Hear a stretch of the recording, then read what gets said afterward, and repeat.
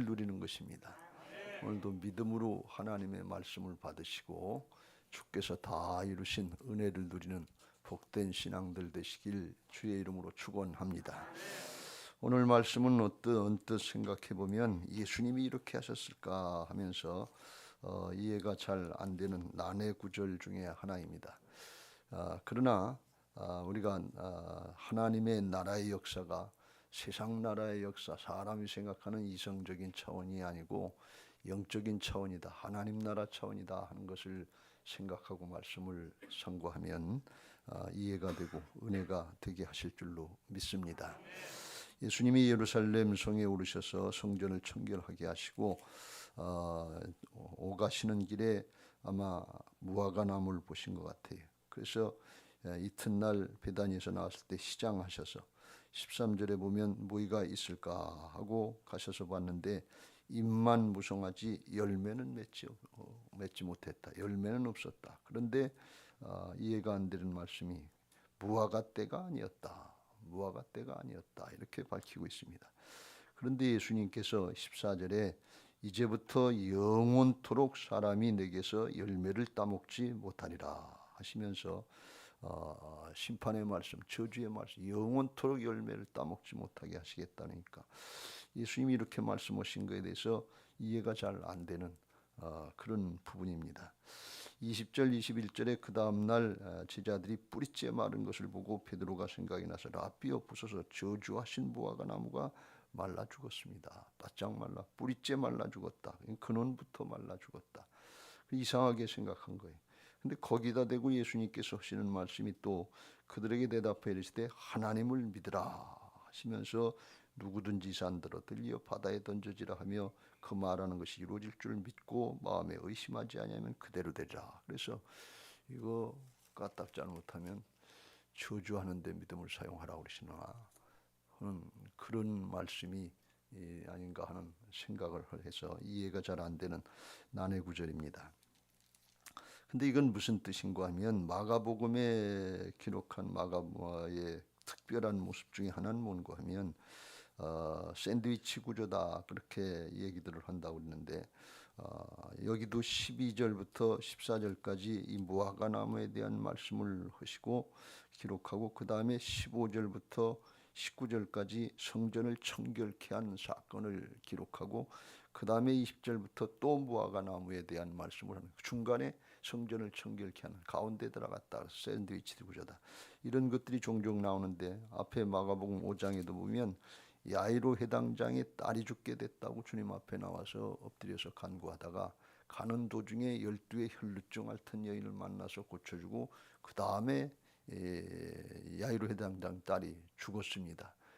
더 이상 데려가도 소용없습니다. 그런 소식을 들었는데 두려워하지 말고 믿기만 하라 하면서 데려가셔서 달리다 굼하시고 그 딸을 고쳐주시는 걸 볼 수가 있어요. 그러니까 중간에 12의 혈루증 앓던 여인의 모습이 또 끼어있는 걸 볼 수가 있어요. 이런 모습이 나오는데 이게 샌드위치 구조다 그랬는데 그거 왜 그렇게 기록했겠는가 하는 것을 생각해 보면 상관없는 것이 아니라 그 가운데 들어가 있는 말씀이 앞뒤로 들어가 있는 말씀하고 연결된다 하는 것을 증거하고 있는 것입니다. 그래서 오늘도 무화과 나무를 왜 이렇게 저주하셨는가 하는 그런 모습을 이해하기 어려운데 그 중간에 들어가 있는 성전 청결 사건 어저께도 우리가 본 것처럼 대제사장들이나 종교 지도자들이 장사꾼들하고 결탁해서 탐욕을 부리고서 하나님의 집이 만민이 기도하는 집이 되어야 되는데 강도의 소굴을 만들었다고 주님이 책망하신 그 모습을 말씀하는 거예요. 잎만 무성한 나무는 바로 이 유대교들 열매 없는 유대교들 잎만 무성하지 경건의 모양만 있지 경건의 능력을 없는 유대교 신앙 유대교 성전의 모습 이걸 말씀하고 있는 것입니다. 그러니까 예수님이 시장하셔서 저주하신 것이 아니고 실망하셔서 그런 것이 아니고 유대교의 그런 열매 없는 형식적인 모습 잘못된 신앙을 엄히 경계하신 것이다 하는 것입니다. 그러니까 하나님은 이와 같이 열매 없는 신앙을 이렇게 무섭게 심판하실 때가 있고 경계하실 때가 있다 하는 것을 말씀하고 있는 것입니다. 이게 언뜻 우리가 살아가는 이 세상의 모습, 잠깐의 모습만 생각하면 하나님이 그렇게까지 하실 필요가 있겠는가 그렇게 생각하는데, 조금만 깊이 생각해 보세요. 우리 신앙의 차원이 세상적인 차원입니까? 그거 아니에요. 우리 신앙이 영원한 하나님의 나라 차원, 영원한 생명의 차원에서 정리가 되지 않으면 신앙이 바로 바른 방향으로 나가지 못하고, 유대교 신앙 모양 당장 급한 대로 그거 얼마나 좋았으면 하나님의 영적인 지도자 역할을 하면서 세상의 것에 탐해서 그걸 붙잡고 그거 얼마나 잘 먹고 얼마나 잘 살았겠어요. 그리고 죽고 지금은 어떻게 됐을까요? 거지 나사로와 부자의 비유에 나오는 것처럼 그거 욕심내 가지고서 그 앞에 문 앞에 있는 거지 돌볼 생각도 안 하고 자기만 잘 먹고 날마다 호의호식하고 잔치 베풀고 그렇게 살았는데 죽고 어떻게 됐어요? 지옥 갔어요. 그러니까 짧은 인생 벌써 수천 년 지났잖아요. 눈 깜짝할 사이 아침 이슬 반짝하는 것 같은 게 인생이라고 그랬고, 아침 안개 같은 게 인생이라는데 그거 하려고 그냥 욕심을 부리고 바닥바닥하고 그냥 강도처럼 칼만 안 들었지 어렵고 힘든 하나님 앞에 예배해 나오는 사람들 그거 수탈 해가지고서 그렇게 신앙하고 그렇게 사역할 필요 있냐 그러니. 조금만 깊이 생각하면 그렇게. 근데 그걸 그냥 놔두면 어떻게? 그걸 그냥 놔두고 그냥 모르는 척하고 덮어주면 어떻게 되겠어요? 악영향을 미치는 거예요. 모든 사람들이 그렇게 신앙해도 그렇게 살아도 되는 것처럼 이렇게 된단 말이죠. 그러면 어떻게 되는 겁니까? 하나님 나라의 영원한 생명과 영원한 축복은 뺏기게 되는 거예요. 교회가 교회다운 역할을 못하고 성도가 성도다운 역할을 못하고 영원한 건 뺏기고 세상 신에게 속아서 도적질 당하고 죽고 멸망당하는 걸로 당하는데, 그걸 어떻게 주님께서 그냥 보고 계시겠냐 그러니. 하나님은 사랑의 하나님이시지만 공의의 하나님이신 것을 믿으시기 바랍니다. 하나님은 불공평하시지 않습니다. 세상의 것만 보면 왜 하나님이 이렇게 불공평한 세상을 그냥 놔두시나. 그런데 아니에요. 영원한 하나님 나라가 있어요.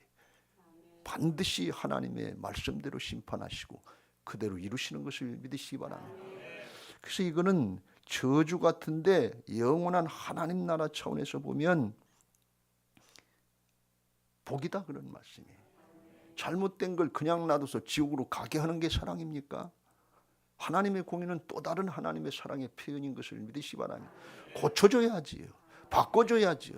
영원한 생명을 누리게 해줘야죠. 영원한 상급과 멸류관을 누리면서 주님과 함께 영원토록 세세토록 왕노릇할 수 있도록 약속하신 축복을 누리게 해주셔야지요. 여러분, 학생들에게 시험을 보지 않게 한다 그러면 그게 좋은 겁니까? 생판 놀고 공부하지 않게 될 거 아니에요. 저는 한 10년쯤 대학을 늦게 다녔는데 80년대 초에 그때 대학 다닐 때 그때 민주화 운동 한다고 그냥 데모하고 제가 선교한 대학을 다녔는데 아주 특별히 이 데모를 많이 했어요. 7탄 가스 맞고. 근데 껐떡하면 휴강하는 거예요. 오늘 휴강. 그러면 그때는 아주 좋아요. 그리고 한 학기 지나 보니까 몇 시간 공부한 게 없어요. 그거 좋은 겁니까? 아니에요. 그런데 시험까지 안 보면 공부하겠어요? 안 하지. 시험 들게 한다고 그러는데 근데 그게 시험 때문에 공부하는 거예요. 시험 공부 한번 하고 시험 치러봐야 뭘 배웠는가 알게 되고 정리가 되고 그런단 말이죠. 하나님이 심판하신다. 하나님의 영원한 하나님 나라의 축복이 있다. 재림과 심판이 있다. 이게 엄히 명해져야, 그래야 준비를 하지요. 그래야 잘못하다가도 아유 이거 큰일 나갔다. 영원한 거 뺏기겠다. 그리고 돌이키게 하시는 하나님의 특별한 사랑의 표현인 것을 믿으시기 바랍니다. 열매 없는 신앙 하지 말고 입만 무성한 신앙 적당히 대충 넘어가면 되는 것으로 생각하고 세상의 것에 속는 신앙 하시지 말고 하나님이 바라시는 열매 맺는 신앙 하시길 주의 이름으로 축원합니다. 어떤 열매를 맺어지냐, 제사장처럼 그렇게 하면 안 되고 주님의 마음으로다가 바뀌어지는 성령의 열매들이 맺어져야 될 줄 믿습니다. 성품이 바뀌어져야 돼. 예수님 모습으로 닮아가야 돼. 사랑과 희락과 화평과 오래 참음과 자비와 양선과 충성과 온유와 절제, 사람이 바뀌어야 돼. 신앙은요, 문제 해결이 아니라 존재 해결이에요.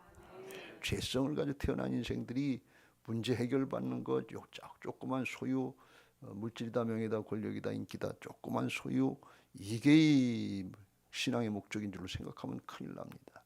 존재가 하나님의 성품으로 바뀌어지고 하나님의 형상으로 회복돼서 생육하고 번성하라, 충만하라, 다스리고 정복하라, 하나님 나라를 확장시킬 수 있는 이런 역사에 쓰임받게 하시는 것이 영원한 축복인 줄로 믿습니다. 그래서 구원의 열매까지 맺어져야 될 줄로 믿습니다. 여러분, 나 하나 신앙하고 나 하나 잘 먹고 잘 살고 그리고 내 부모, 내 형제, 내 자식들이 죽어가는 거 그냥 놔두고 가는데 이게 무슨 신앙이라고 얘기할 수 있겠어요? 그게 어떻게 하나님의 자녀고 사랑으로 거듭났다고 얘기할 수 있겠어요? 심판이 있다. 하나님의 영원한 심판과 축복이 있다는 걸 명심하시고 우리가 여기에 초점을 맞추고 신앙해야 될 줄로 믿습니다.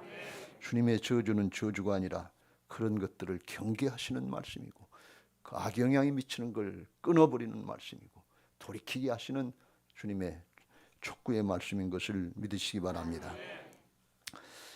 그런 모습을, 말라버린 모습을 보고 제자들이 놀랐지만 예수님께서 20절에 그들에게 대답하여 이르시되 하나님을 믿으라 그랬어요. 여기서 갑자기 믿음의 말씀을 하시는 것은 왜 그런가 하면 열매 없는 신앙들을 하고 있는데 열매 맺는 신앙을 하려면 하나님을 절대로 신뢰하고 믿는 믿음 생활을 해야 된다 그런 말씀입니다.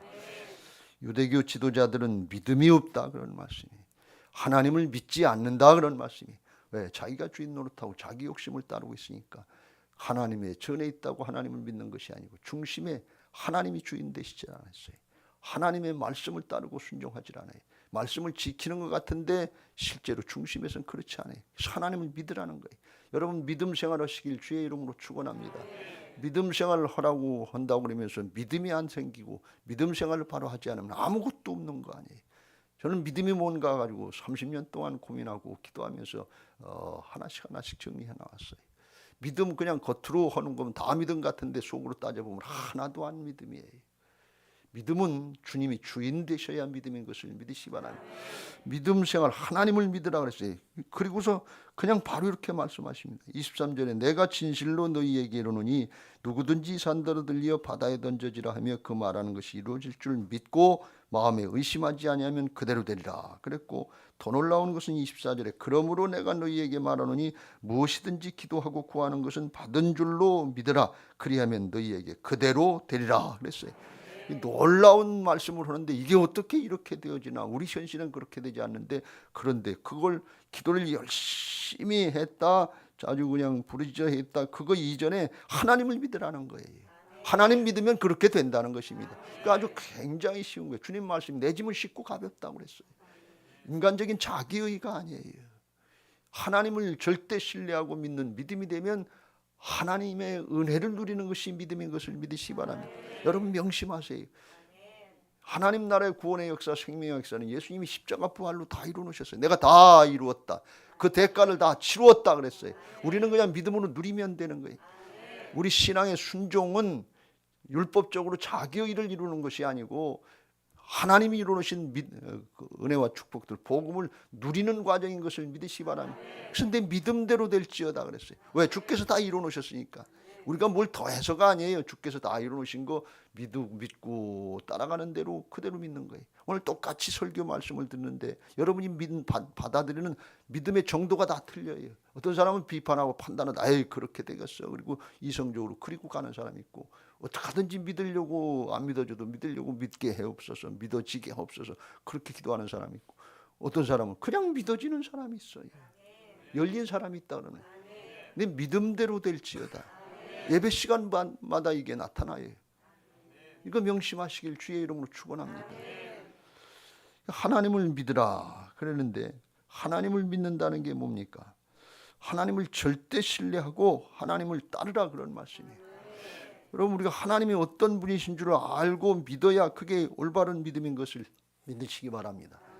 하나님은 우리가 생각하는 대로 전능하신 하나님이시고 하나님은 모든 죄를 다 용서하시는 사랑의 하나님이신 것을 믿으시기 바랍니다. 죽은 자도 살리시는 부활의 주님이신 것을 믿으시기 바랍니다. 그런데 그걸 진짜 믿느냐 그런 얘기예요. 머리로다가 생각만 하고 알고 있는 것이 아니라 가슴으로 내려와서 뜨거운 마음으로 믿어지고 그 하나님을 신뢰하고 말씀을 따르고 순종하는 행함이 있는 믿음을 하느냐, 행함이 없는 믿음은 죽은 믿음이라고 했잖아요. 그래서 이게 믿어지는 믿음이 되면 그냥 주님이 함께 하시는 거예요. 그게 훈련의 과정, 연단의 과정을 통해서 믿어진 사람이 믿음의 조상 아브라함이에요. 자기 아들 이삭을 하나님 앞에 모리아산에 가서 드려라, 번제물로 드리라 그래도 하나님이 믿어지니까 그냥 가서 순종했단 말이죠. 그게 하나님을 똑바로 알고 믿어진 상태예요. 그 아브라함의 믿음에 대해서 로마서 4장 17절 18절 바울을 통해서 정리하시길 이렇게 정리해 주십니다. 기록된 바 내가 너를 많은 민족의 조상으로 세웠다 하신 것 같으니 그가 믿은 바 하나님은, 아브라함이 믿은 바 하나님은 어떻게 믿었냐? 죽은 자를 살리시며 없는 것을 있는 것으로 부르시는 이시니라. 할렐루야. 하나님이 두 부분으로 정리되는데 죽은 자를 죽으면 살리시면 되지. 또 없는 것을 있는 것으로, 있는 것 가지고 나눠 먹는 것이 아니고 없으면 창조하셔서 만드시면 되지. 그러면 문제될 게 하나도 없어요. 그래서 그 믿음은 어떤 믿음이 됐는가 하면 18절 아브라함이 바랄 수 없는 중에 바라고 믿을, 바랄 수 없는 중에 바라고 믿을 수 있는 믿음이 됐는데 왜 그래? 죽으면 살리면 되는 것이고 없으면 만드시면 되는 것이고 이게 하나님이시다 그런 말씀이에요. 하나님이 어떤 분인가 하는 걸 똑바로 알고 믿을 때 우리 이성의 차원, 인간적인 차원, 세상적인 차원을 초월하는 영적인 차원, 믿음의 차원으로 열려지게 되는 것을 믿으시기 바랍니다. 내 자아가 깨지고 죽을 때 그때 영의 차원, 하나님의 믿음의 차원이 열려지기 시작하는 거예요. 그러니까 아브라함이 이렇게 훈련을 받아 이런 믿음의 정도에 이르렀단 말이죠.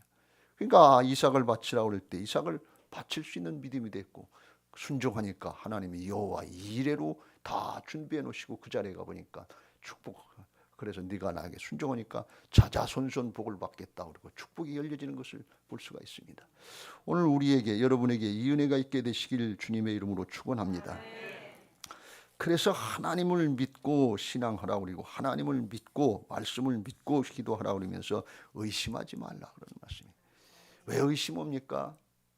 내 차원에서 생각하니까, 사람의 차원에 대해서 생각하면 의심이 돼요. 근데 하나님의 차원, 말씀의 차원에서 이게 받아들여지면 그냥 믿어지는 은혜가 있는 것을 믿으시기 바랍니다. 이거 아주 명심하세요. 그래서 야고보서 1장 6절 이후에 이렇게 믿음으로 하라고 말씀하십니다. 오직 믿음으로 구하고 조금도 의심하지 말라. 의심하는 자는 마치 바람에 밀려 요동하는 바다 물결 같으니 이런 사람은 무엇이든지 죽게 얻기를 생각하지 말라. 두 마음을 품어 모든 일에 정함이 없는 자로다. 오락가락하는 거예요. 이렇게 할까 저렇게. 왜? 내가 주인이니까 그래. 근데 하나님이 주인 되시고 말씀이 그냥 하나님이신 게 믿어지면 그냥 말씀대로 믿고 나가면 돼요. 그러면 믿는 대로, 그 믿음대로 되게 하실 줄로 믿습니다. 믿음이 부족하면 부족한 대로, 성숙하면 성숙한 대로 하나님이 역사하실 줄로 믿습니다. 사람 중심, 문제 중심, 사정 형편 여기에 초점 맞추지 말고 하나님 중심, 말씀 중심으로 믿고 나가시길 주의 이름으로 축원합니다. 그게 믿음의 기도예요. 믿음의 기도 중에 바울을 통해서 말씀하신 것처럼 가장 좋은 믿음의 기도 중에 하나가 뭔가 하면 감사 기도입니다. 이루어지기 전에 먼저 감사라는 거예요. 아무것도 염려하지 말고 오직 모든 일에 기도와 간구로 너희 구할 것을 어떻게 감사함으로 하나님께 아뢰라.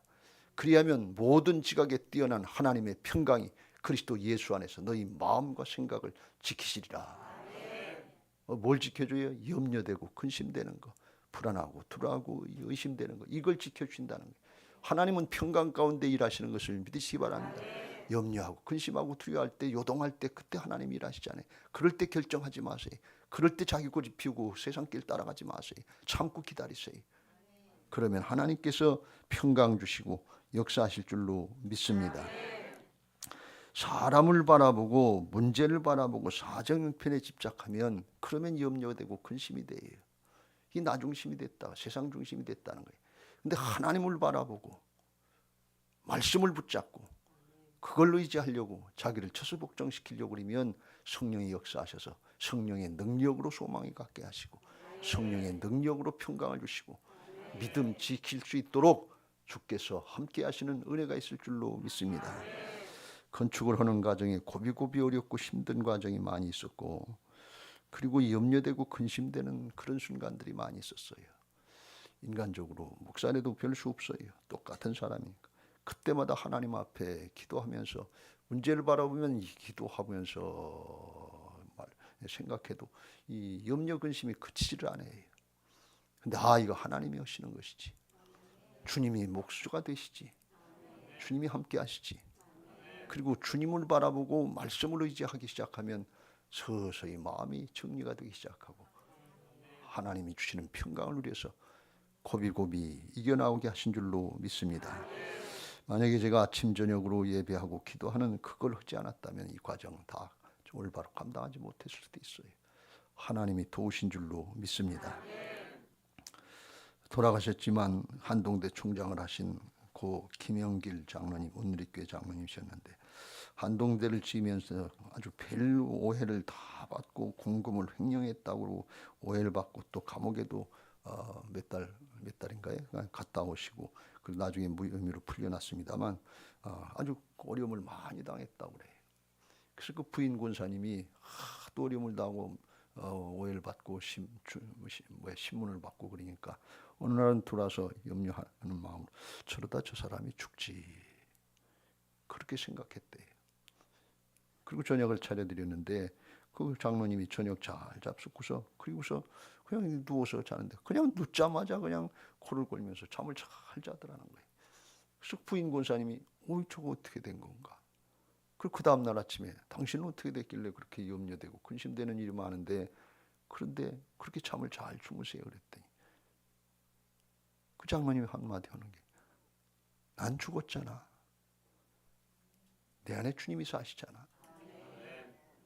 우리 영적인 신분이 뭔가 하는 걸 잘 깨닫고 말씀 붙잡으시길 주의 이름으로 축원합니다. 내가 그리스도와 함께 십자가에 못 박혔나니 그런즉 이제는 내가 사는 것이 아니 오직 내 안에 그리스도께서 사신 것이라. 이제도 내가 육체 가운데 사는 것은 옛날 그 육신이 아니라 거듭난 새 사람으로 사는데 하나님의 아들을 믿는 믿음 안에서 사는 것이라. 믿음 안에서 사는 사람으로 바뀌었지 옛사람이 아니에요.